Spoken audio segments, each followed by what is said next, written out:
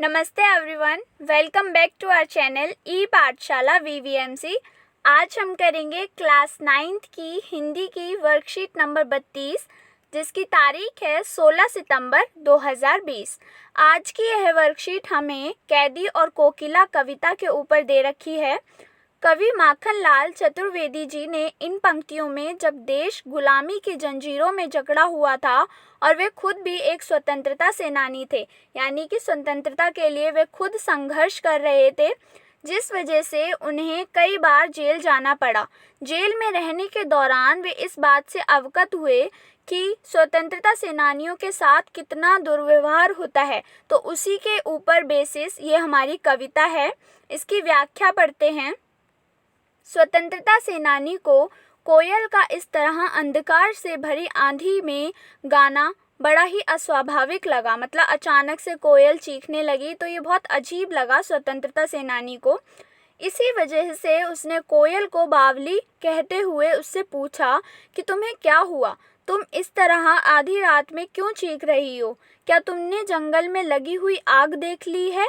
यहाँ पर कवि ने जंगल की भयावह आग के रूप में अंग्रेजी सरकार की यातनाओं की तरफ इशारा किया है। यातनाएं यानी जो भी पीड़ा देते थे अंग्रेज, उसके ऊपर बताया हुआ है कि ये जंगल की भयावह आग थी।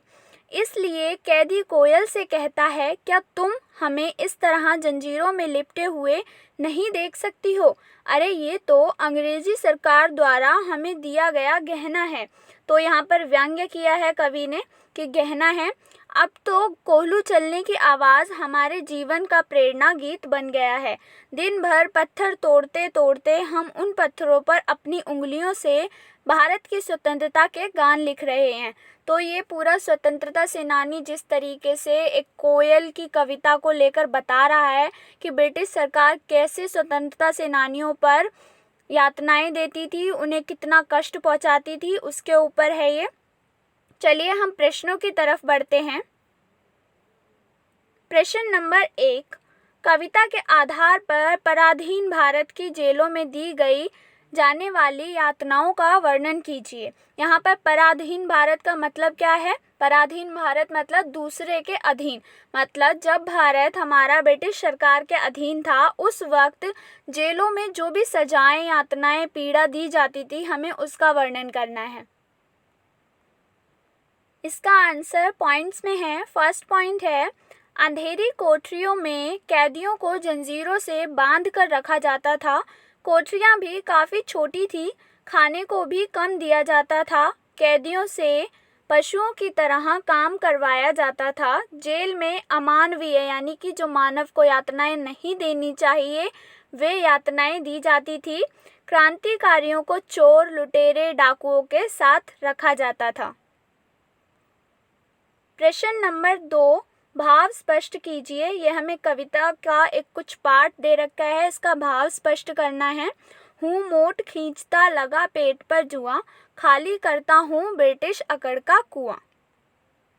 इसका भावार्थ है, अंग्रेजी सरकार देश के स्वाधीनता सेनानियों से पशुओं के समान परिश्रम करवाते हैं, जिससे इन लोगों को स्वाभिमान और देश के प्रति देश प्रेम की भावना खत्म हो जाए।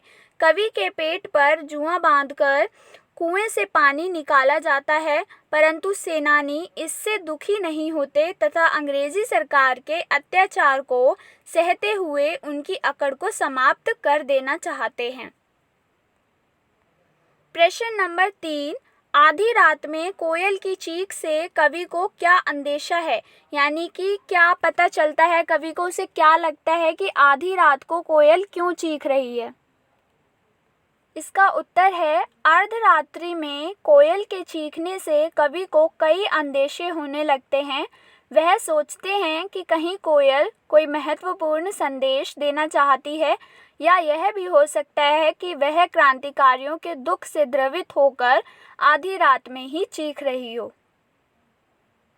प्रश्न नंबर 4, कवि ने जंगल की भयावह आग को किन पंक्तियों में प्रकट किया है?